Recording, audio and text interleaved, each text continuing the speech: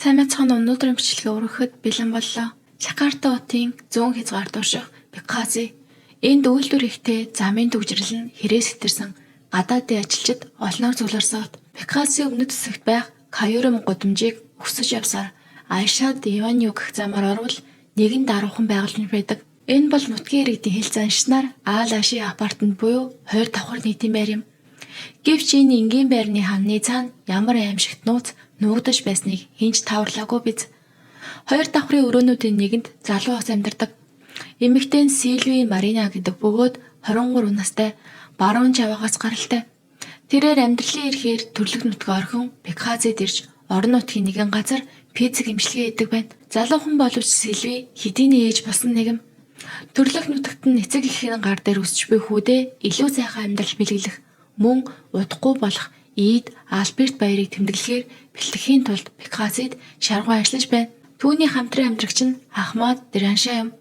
Вантен мужийн Пандаглын хотоос гаралтай бөгөөд хоолын тээврийн том оврын ачааны машины жолоочоор ажилладаг. Тэр хоёр Индонезийн шашны зан үйлийн дагуу нууцаар гэрэлсэн байдалтай байгаа. Энэ нь шашны номлолд нийцэх боловч улсын иргэний бүртгэлд аль бие осоор бүртгэдэггүй гэрэлтийг хэлнэ. Ийм харилцаа орон нутгийн цагаачны дунд ховор биш боловч ирээдүйд хууль эрх зам маргаан сэтгэл санааны зөрчил үүсэх үндэс болдог. 2026 оны 1-р сарын 7-ны үд дунд Сильви заншил ёсоор гэр бүлийнхэндээ холбоо барив. Сильви ээжтэйгээ маш ойр дотн байдаг. Хичнээн завгүй байсан ч өглөө өдөр орой бүр ээж рүүгээ ярьж хүүгийнхээ байдлыг асуудаг. Үд дундаас хойш ээж нь Сильви рүү олон удаа мессеж бичсэн боловч Сильвигээс хариу ирсэнгүй. Эхэндээ ээж нь Сильвиг өөрчлөлттэй байгаа байх гэж бодон тоосонгүй. Пиццэг имчилгээний ажил нь үйлчлэгээ үзүүлж байхдаа гар утас ашиглах боломжгүй байдаг бөгөөд энэ нь ердийн зүйл байв. Үдээс хойш 4 цагт ээж нь Сильви рүү дахин олбогдох гэж оролцсон ч авсангүй. Дахин залгахад нэгэн эвийн дуудлах үлийг чимээ гарч байснаа дуучууд руу шилжив. Ээж нь энэ үед төгсч эхлэв. Сильви завгүй байсан ч хэдэн цагийн турш огт холбоо тасарч байсан удаагүй. Өөрчлөлөгчдийн завсар хооронд жижигхэн эможи эсвэл дууц зураг илгээдэг байв. Оройн 8 цаг болоход Аалаши байрны орсон сувгчид гэртээ ирцгээв. Нутагтаа байгаа Сильвигийн ээж цаашид зүгээр сууж чадсангүй. Ээжийн зүүн совинд охин ямар нэг муу зүйл тохиолдсныг мэдрүүлв. Асар их түгсэн ээж нь Беказид амьдардаг өөр нэг хамаатан руу залгалаа. Оройн 8 цаг 30 минутад Сильвигийн хамаатан байранд ирэв. Тэрээр 8 тоо 4-өөр утсан боловч хаалга төгжөөтэй байв. Сильвигийн хамаатан ээлдгээр тогссон ч хариу байсангүй. Тэрээр арай чанга тогшиж Сильвиг хаалга нэхийг шаардсан ч өөрөө анир чимээгүй юмэр байв. Сильвигийн хамаатан хаалганы бариулыг эргүүлж үтсэн ч хөдөлсөнгүй. Хаалга дотроосоо төгжөөтэй байлаа. Дотор нь юу болж байгааг шалгахын тулд хаалгыг эвдэх зориг түүнд байсангүй. Тэрээр байрны харуулыг хайхаар шийдэв. Доод давхар руу гүйж очиод нэг давхрын овст дунд иргэм насны хүнтэй уулзав. Сильвигийн хамаатан менежерт өөрийгөө 8 тоотын түрээслэгч Сильвигийн хамаатан гэж танилцууллаа. Сильвигийн ээж өдөржин холбоо барьж чадаагүй. Хаалга дотроосоо төгжөөтэй байгаа тул ямар нэгэн зүйл болоогүй байгаа гэж санаа зовж ирснээ хэлв. Тэгээд нөөц төлөхөөр байгаа эсхийг асуулаа. Үүнийг сонсоод тэр менежер хөмсөг зангидав. Менежерийн хувьд тэрээр энэ ноцыг андахгүй мэддэг байв. Гэвч хаалга дотроосоо төгжөөтэй холбоо тасарсан байна гэдэг байдал ерөөсөө бичсэн тохио. Учир нь ийм нөхцөл байдал хизээж сайнаар төгсдгүйг тэр туршлагаараа мэдэж байлаа. Менежер хандах түлхүүрний айцгнаас түлхүүр авч Сильвигийн хамаатыг дагуулan дээд давхар руу шалгахаар гарав. Оройн 8 цаг 45 минутад хаалга онгов. Менежер хандах унтраалгыг дарлаа. Энэ бол ердийн нэг жижигхэн студийг байр байсан бөгөөд зай талбай багтай байв. 2 хүний ор өрөөний ихэнх зайг эзэлнэ. Сильви өөрийнхөө байнга өмсдөх тухтай хувцастайгаа орон дээр хөвтөж байв. Нүдэн анаастай 2 гар нь хажуудаа сул тавигдсан байлаа. Гүн нойрсож байгаа мэт харагдах боловч царай нь юр бусын цавихгүй байв. Сильвигийн хамаатан Сильвигийн амьсгалыг шалгахад амьсгалахгүй байжээ. Сильвигийн гарт хүрэхэд арьс нь хүйтэн байсан бөгөөд хөшөж эхэлсэн байв. Байрны менежер гайхсан боловч тайван байж эргэн тойрноо ажиглав. Тэр хид хідэн юр бусын зүйлийг олж харлаа. Орны хажуугийн шалан дээр ийхт мэддэгтгүйц шингэн асгарсан байв. Ногоон өнгийн булжис химийн хурц үнэр ханхалж байлаа. Бөөлсөний ойролцоо зэнхэр шошгохдоо хуванцар сав хэвтэж байсан юм. Энэ нь Индонезийн айлбарт байдаг хүчтэй 0 цэвэрлэгч бөгөөд гол найрлага нь нарсны тос болон эдэмхий хортой аривдгагч бодис юм. Самны таг нээлттэй сав хажуугаар хэвтэж байгаа нь ашигласан шинж байв. Сильвигийн хамаатан цогцыг хараад хүлээн зөвшөөрч чадахгүй байсан ч хэргийн газрын байдлыг харахад Сильви амиа орлсон юм болов гэх бодол төрөв. Сильвигийн хамаатан цагдаа дуудлага өгсөний дараа Шанжуурт байгаа Сильвигийн эцэг эх рүү холбоо барьжээ. Шөнийн 11 цагт дуулга хүлээн авсан бөгөөд өмнөд Пикассийн цагдаагийн хэлтсийн ажилтнууд хамгийн түрүүнд ирж араас нь Пикассийн цагдаагийн газрын эрүүгийн хэлтс болон шүүх шинжилгээний баг ирлээ. Туршлагатай мөрдөгчдийн хувьд хэргийн газарт ямар нэгэн сэтгтэй зүйл олон байлаа. Хаалга дотроосоо түгжээ те ер нь бол ийм тохиолдолд цагдаа нар хамгийн түрүүнд амиа орлол гэж дүгнэдэг. Учир нь өрөөнд өөр хүн орох ямар ч боломжгүй битүү орон зай байсан гэсэн үг. Гэвч хэргийн газрын бусад баримтууд мөрдөгчдөд эргэлзээ төрүүлв. Цагдаа нар шалан дээрээс цэвэрлэгч бодисын цав болсон бөгөөд цавн доторх шингэн багассан цавны амсар дээр хүрсэн мөр байв. Нөгөөтэйгөр шинжилгээний баг шалан дээрх ногоон бөлснөөс дээж авлаа.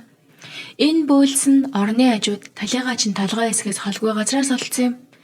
Шинжилгээний баг Сильвигийн цогцост анхны гадна үзлэх хэв талигаач хувцтайгаа дээшээ харж хөвцсөн байсан бөгөөд зодоон нүдэрний улмаас үүссэн шарх хутга болон бууны шарх илэрсэнгүй. Гэвч талигаачийн хүзүүг анхааралтай ажиглахад арьсанд орох баг зэргийн цусварлалтын мөр илэрчээ. Хүзүүг нь олсоор ороож боомлсон гих тод мөр харагдаагүй ч хүзүүнийхэн зөөлийд гадны хүчтэй шахалтад орсон ил байлаа. Өөрөөр хэлбэл хин нэгэн түүнийг гараараа маш хүчтэй боосон байж болшгүй гэсэн үг. Мөн цэвэрлэгч бодис ууж амиа орлсон тохиолдолд ам, уруул дээр химийн түлэгдэлтийн тод мөрөд ихэвчлэн гардаг. Ер нь бол хор уусан хүн асар их өвдөлтөөсөө болоод биеэ урааж ихвэр чивтдэг. Гэтэл Сильвигийн бие маш зэх ердийн байдалтай байлаа. Тэрч байтугай уруул дээр нь хүчтэй химийн бодис түлэгдсэн ямар ч мөр байсангүй. Эдгээр зөрчилдөөнтэй баримтууд мөрдөгчдийг мухарталд оруулж хэргийг улам мэдрэхтэй болгож байв. Энэ үед Сильвигийн гэр бүлч Пикассий тэрлээ. Цагдаагийн анхны таамаглал болох амиа орлсон байж болшгүй гэдгийг гэр бүлийнх нь эрс эсэргүүцэж үүнийг хүчтэй өгөөсгөв. Цогц дээр илэрсэн сэтгтэй нөхцөл байдлуудын хамт цагдаа нар илүү нарийн мөрлөг явуулахар шийдлээ. Ахлах мөрдөгч Сильвигийн цогцыг нэн даруй зүүн Жакартадах Карама чаддын цагдаагийн эмнэлэг рүү тээвэрлэхийг шаардав. 1-р сарын 8-нд задлан шинжилгээний чухал тайлан Пикассийн цагдаагийн газар руу ирлээ.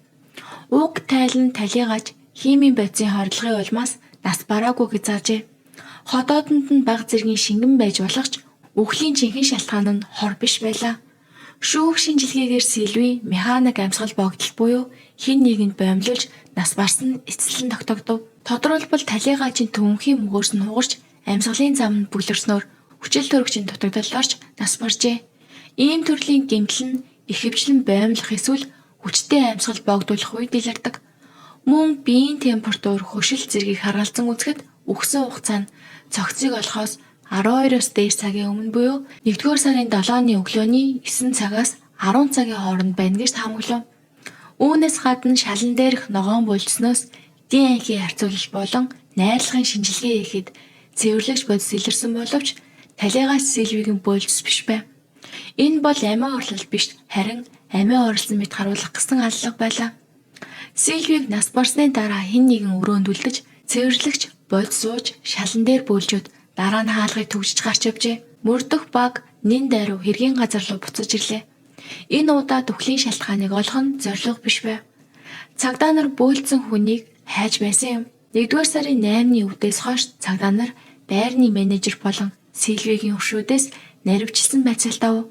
Хөшүүд нь Сильви найз залуутай байсан бөгөөд тэр хоёр эхнэр нөхөр шиг хамт амьдардаг байсан гэж мэдүүлжээ. Хэдийгээр хуран биегээгүйш байрны хүмүүс тэднийг нууц хосууд гэж боддог байв. Менежер тэр залуугийн нэрийг Ахмад Дранша гэж хэлжээ. Тэр том ачааны машин барьдаг байсан бөгөөд ажлаар байнга ийш тийш явдаг байсан ч Пикассид ирэх үедээ үргэлж Сильвитэй хамт байдаг байсан. Өөрний хөршин бүрч илүү чухал баримт хэлв. 1-р сарын 7-ны өглөө 8-р тоо төрөнд чангаар маргалдах чимээ сонсогдсон. Ажлын асуудал байх шиг байсан.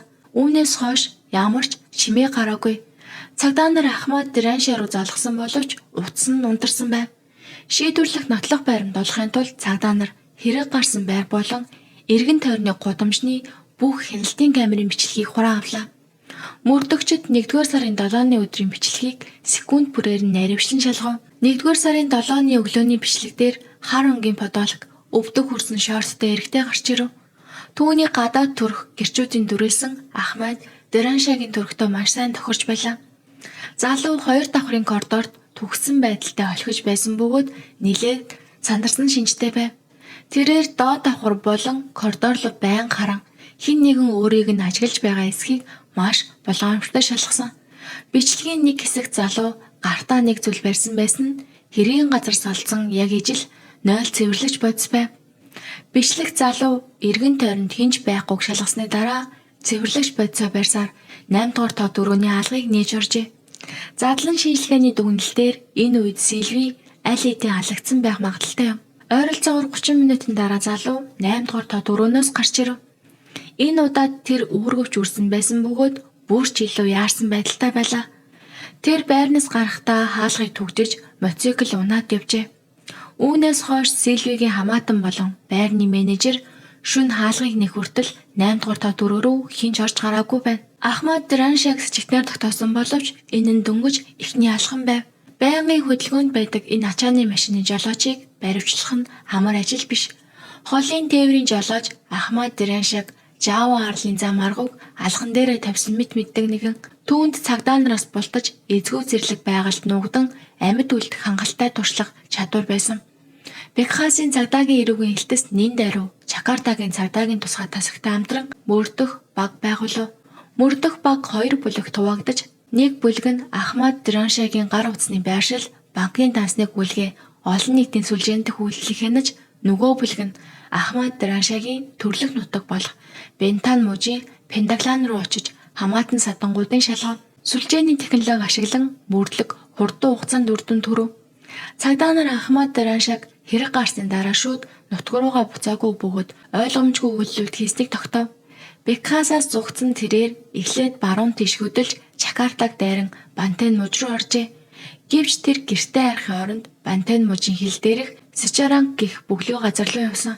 Мэдээллийн дагуу тэрээр бөө хайхаар явж байсан гэв. Ахмад Драншаг бие махбодоо ангаах биш харин сэтгэлийн амар амгалан олохын тулд бөөдөр очсон байна. Аллах үлдснийхаа дараа асар их айдас давтсан тэрээр юр бусын аргаар дотоод айцаа дарахыг оролджээ. Сичарангад нэг хоноод Ахмад Драншаг дахин хөдөлжээ. Энэ удаад Бантен мужийн Лебаг бүсэд түүний мөр олдов.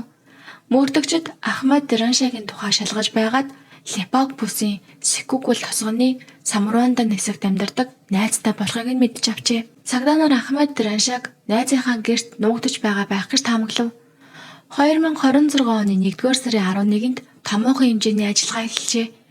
Бекхаси болон Жакартагаас томилогдсон хамтарсан ажиллагааны баг хэдэн зуун километр замыг тулж Лебаг бүсийн Секүгүл тосгоныг нууцаар бүсэлжээ. Сэжигтний сонор сэрэмжийг алдагдуулж дасан газар орноо ашиглан дахин зүхтгаа сэргийлж цагдаа нар шөнийн дайралт ихээр төлөвлөв. Мөрдөгчд энгийн хувц өмсөж тосгоны захад машинаа үлдээгээд явган нэвтэрчээ. 2026 оны 1-р сарын 11-ний шөнийн 11 цагт хөдөөний тосгоны анир чимээгүй шөнө байлаа. Жирийн харагдах нэгэн байшин 10 гаруй мөрдөгчд бүслөв.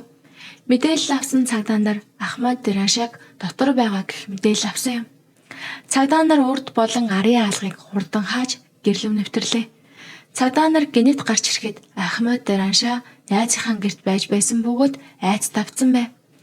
Тэр хар цамц өмссөн байсан бөгөөд нүд нь ядаргаа айц дүүрэн байлаа.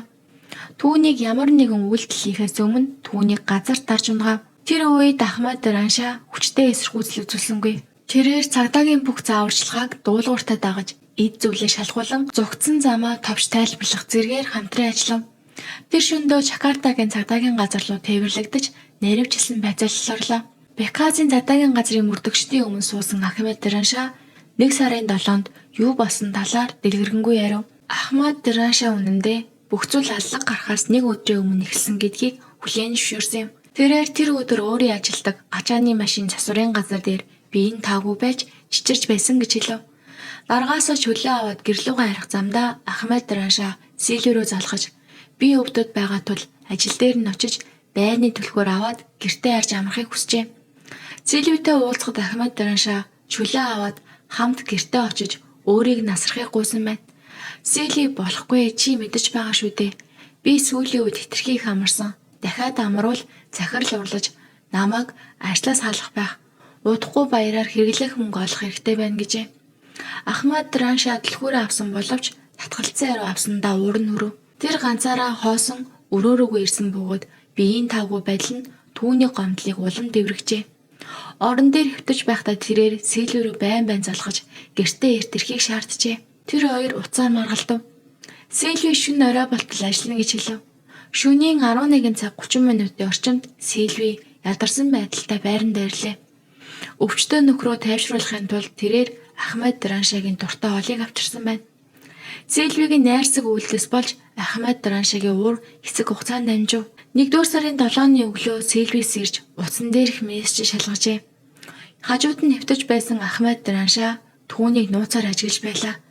Сильви зарим мессежинд хариу бичиж байхдаа инээж байгааг Ахмад Тараншаа анзаарчээ. Хит их хянах хүсэлтэй хартай зан чанартай Ахмад Тараншагийн хувьд тэр инээмсэглэл нь уурлах шалтгаан болов.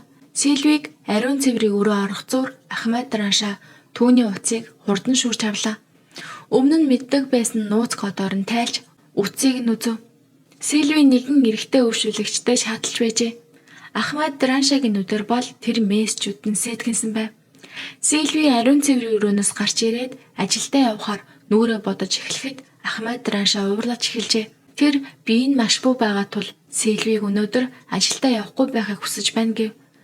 Уруулын будгаа түрхэж байсан Сильви ажиллах ёстой гэж хариулав. Амьдрах зардлын улмаас ажлаа алж болохгүй гэв.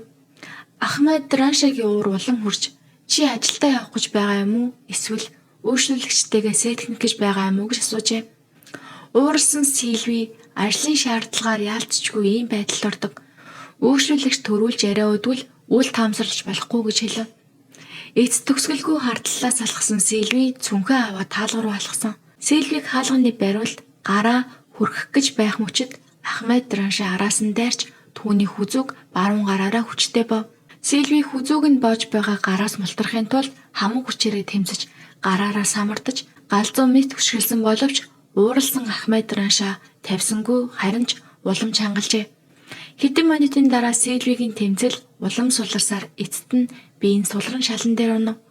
Ахмад Тараншаа түүнийг орлууч ирсэн. Дахиж хөдлөхгүй байгааг нь хараад асар их айдас сандрал төрөв. Энэ айдаснаас ангижрахын тулд тэр өрөөнөөс гарч ойролцох дэлгүүр ороод архи авч уужээ. Тэр хурдан цогтхыг хүссэн байна. Архиа уугаад өрөөндөө буцаж ирээд Сильвигийн цогцыг харав. Тэр үед түүнд би ч бас түүнтэй хамт үхмээр байна гэх бодол төржээ. Хяналтын камерт бичигдсэн дүр зураг шиг тэр дахин доод давхрын дэлгүүр рүү бууж 0 цэвэрлэгч бодис худалдаж авлаа. Өрөөндөө буцаж ирээд хаалгаа түгжин Ахмад Тараншаа цамны тагийг нээж цэвэрлэгч бодисыг жижиг айганд хийж өв. Асар их түлэгдэх мэдрэмж төрж гидсэн маш хүчтэй өвдөжээ. Ердөө 30 минутын дараа тэр уусан цэвэрлэгч бодистой хордож ходоодны хүчилтэйгээ холилдсон зүйлээр бөөлж эхэлсэн юм. Тэр өвхөөгүй ч өвдөлт нь улам ихэлсэн. Үхэх гэсэн хүсэл нь амьд үлдэх гэсэн айцаа дэлсэнгүй зүхтгаар шийдэв. Гэхдээ өрөөнөөс гарахдаа нас барсан эхнэрээ хараад гимшиж шаналхын оронд харин ч шунал нь хөдөлж эхэлсэн юм. Ахмад Тараншаа Сильвигийн төрүүчийг нээж дотор нь байсан 300,000 орчим Индонезийн рупиг бүгдийг нь авлаа. Энэ нь чангалтгүй байв. Тэр Сильвигийн утсыг авч мобайл банк руу нэвтрлээ. Тэгээд Сильвигийн хөдөлмөрлөж хуримтлуулсан 2.5 сая Индонез рупиг хэд хэдэн удаа өөрийнхөө данс руу шилжүүлжээ. Энэ бүхнийг хийж дуусгаад тэр өөргөвчөө өрж орон дээр хөвтөж буй Сильвиг сүүлчийн удааныг хараад хаалгаа түгжин ламбарт нь тавьсан байсан мотоциклээ аваад алга болов. Ахмад Тараншаа хэрэгээ үлээснээр хэргийн үнэн тодорхой болов. Цагдаа нар улбар шар өнгийн хоригдлын хувцастай Ахмад Тараншааг Аалааши хорих газар руу аваачлаа. Ахмад Тараншаа цагдаагийн зааварчилгааны дагуу камерын өмнө Сильвиг боож алж буй дүр зургаа дахин үзүүлсэн. Пикассийн цагдаагийн газар хэвлэлийн баггуурал хийж хэргийн дэлгэрэнгүй тайлбарлав. Энэхүү хэрэг нь гэр бүлийн таарамжгүй харилцаа болон хардталтаас үүдэлтэй хэрэг байжээ. Сэжигтэн Ахмад Раншан эхнэрээ араар нь тавьсан гэж сэжиглэн маргалдах явцдаа хяналтаа алдаж эхнэрээ бож алсан. Хэргийн дараа эд зүйлийг нь хулгайлж амиа орлсон мэт болгож зүгтсэн байна. Цагдаа нар Ахмад Раншаг Индонезийн эрүүгийн үеийн дагуу яллахаар төлөвлөж байна. Гол зүйл анги нь бусдын амнасыг санаатаагаар бүрлэгсэн дээд тал нь 15 жил хорих хохирогчийн эд зүйлийг хулгайлсан мөн прокурорууд маргалтахаас өмнө эхнэрээ алахаар бэлтгэж байсныг нь нотолж чадвал энэ нэрийг төлөвлөгөө талах болж хувирна. Ингэсэн тохиолдолд тэрээр хамгийн хатуу шийтгэл буюу цаазаар авахял сонсч магадгүй юм. За ингээ өнөөдрийн бичлэг маань энэ үрээ дуусаж байна. Та бүхэн дараагийн бичлэгээ үзхийг хүсвэл лайк, саба заавал дараад өгөөрэй.